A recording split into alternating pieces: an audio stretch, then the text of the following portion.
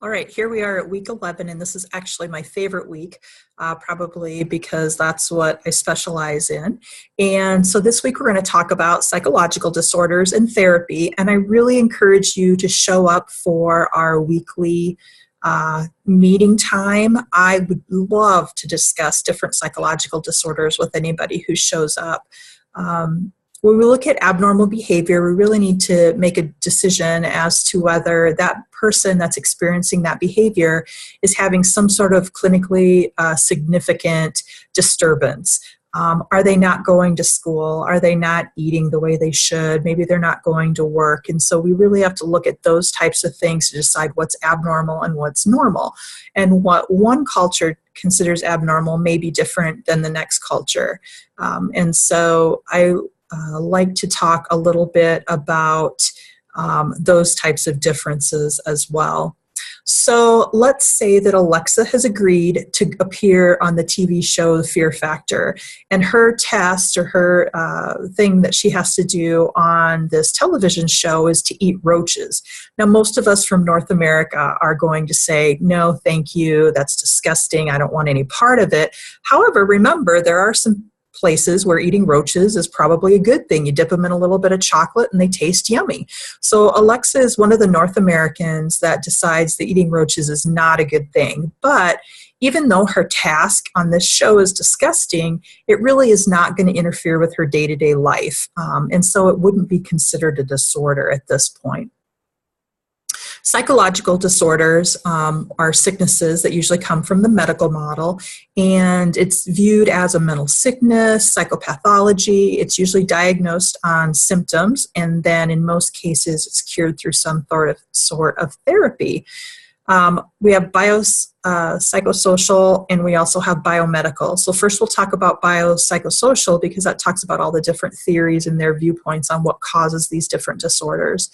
So the biopsychosocial is going to assume that we have genetic dispositions or even physiological states that are going to create these different circumstances. The most widely used book to interpret or classify these psychological disorders would be the DSM-5, and that actually was just updated in 2013. So when we use this DSM-5, we have over 400 different disorders that we can choose from. And not only does it describe the disorder, it gives you the different symptoms that the individual would need. It's going to predict future course, so how this might turn out for the individual.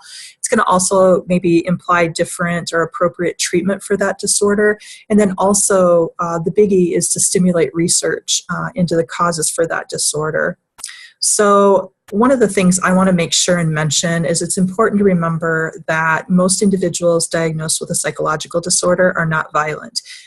We tend to see that in the news quite often, and the school shooter, they had these types of disorders, and this person had this, and then that's true. Some of them do, but not everybody that has a mental disorder, a psychological disorder, is dangerous. In fact, you might be sitting next to somebody who's been diagnosed with a mental disorder, and because of their treatment modalities, you don't have any idea. They're doing great and functioning quite well. I want to highlight a little bit about suicide. Some of the factors that affect suicide would be alcohol use or a substance dependence disorder, and then also social suggestion. We look at elderly individuals. It may be that it's considered an alternative to the current or future suffering that they see themselves in. Think about that. The elderly, everything that they lose, they're told by their children and other people that are younger than them they can no longer drive, and then all of a sudden they're either living with their children or they're living in a nursing home, and so a lot of their freedom is taken away from them. People who engage in non-suicidal self-injury might use it as a coping mechanism. It's not an appropriate coping mechanism, but it is used to help relieve maybe some intense feelings they're having at the time. It may be a way for them to ask for help or even to relieve some guilt that they feel. Now, interestingly enough, approximately 26% of the American population has suffered a diagnosable mental disorder during the prior year. Treating psychological disorders, although people who are left untreated can improve. We found that receiving psychotherapy, no matter what, which one of them or type it is that they receive, that psychotherapy and even medication for some disorders is very helpful. So first we'll go ahead and talk about psychoanalysis, which again, we've talked about Freud in the past, but he's really the one we think about when we hear psychoanalysis.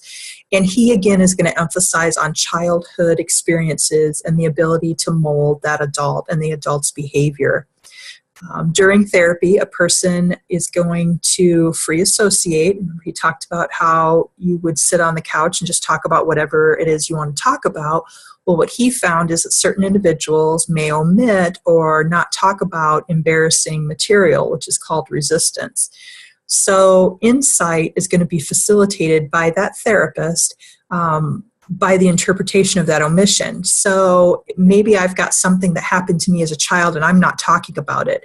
It's the responsibility of the psychoanalyst to look at that and say, okay, this is what I'm thinking. This is why you're choosing not to tell me this information. They also look at dream interpretation, which is kind of interesting for some individuals. And then the important thing to remember is psychoanalysis is really not very common in the United States anymore. There really is no way to determine whether it works or it doesn't work. And the other thing is it's very expensive. These are very long sessions that last for a very long time. An example would be during a session with a psychoanalyst, Jeremy hesitates while describing a highly embarrassing thought, and that would be an example of resistance. The humanistic therapists attempt to help people meet their full potential. Remember, Rogers is a perfect example. If you were to ask anybody who the best humanistic therapist would be, he would be the poster child for sure. His therapy or theory is developed around client-centered therapy. And this therapy, the therapist is not responsible for interpreting the person's problems. They're there to sit, to listen, remember genuine positive regard, being empathic, and just supporting that individual. Behavior therapy is going to apply any sort of learning to eliminate the troubled behaviors. Exposure therapy, flooding, aversive conditioning would be examples of those. So an example of aversive conditioning would be Sam wants to quit smoking. So to help him quit smoking, a therapist is going to blow a blast of smoke into his face each time he inhales. Hopefully that will create issues, it'll be a negative experience, and then Sam will want to quit smoking. Cognitive therapy is when the individual has irrational thinking, and the job of the therapist is to point out that irrational thinking and then also to help them come up with rational thoughts. So the individual, according to a cognitive therapist, is going to have negative thoughts about themselves, about their situation, about their future. Everything is negative. It's associated with depression and irrational thinking. And Aaron Beck is the one who came up with this theory. In fact, there's the Beck Depression Scale that highlights this theory. Now, with that being said, it does not mean that those individuals that are diagnosed with depression are negative thinkers. According to the cognitive therapy model, that's what they believe. Okay, so they're going to talk about generalization or always thinking of the negative, and that's called catastrophizing. So all forms of psychotherapy, remember, can be beneficial, and they're all usually going to have or offer some sort of benefit. The first benefit would be hope that there will be a change, that things will get better at some point, no matter what the disorder is. A new perspective on the self, so something maybe they've never thought of, looking in the mirror, someone holds up a mirror and all of a sudden you see things about yourself that you didn't even realize. And then the third thing is just having that relationship with somebody that's trusting and caring and empathic. Think about the people in your life. Do you have someone you can turn to? It doesn't have to be a therapist, but someone you can turn to when you're not feeling your best, that you can talk to, that you can trust. Some people don't have that individual within their life, and that's where a therapist can come in and model appropriate relationship skills. Then we'll talk real briefly about the biomedical therapy, and really that has to do with changing the brain's functioning due to drug therapy. The use of medications has actually decreased the number of individuals that have to stay in mental hospitals for any long period of time. Still have individuals that might need inpatient care for a small amount of time, but they're not in there as long as they used to be.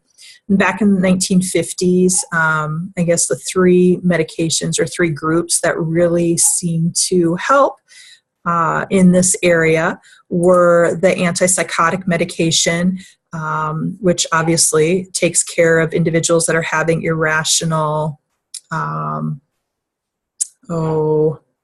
thoughts, more like the inability to determine whether a hallucination is an actual hallucination or whether it is something that doesn't exist. So antipsychotic medication is actually also prescribed for individuals that might have anger problems. I've seen a lot of kids within the foster care system that have been prescribed antipsychotic medication because of their anger issues. We have antidepressant medication, obviously, used for depression, also used for anxiety. We have anti-anxiety medication, but we found that that tends to be a little bit more addictive. And so there has been a lot of research that says that antidepressant medication works very well for anxiety, for OCD or obsessive compulsive disorder, instead of the anti-anxiety medication.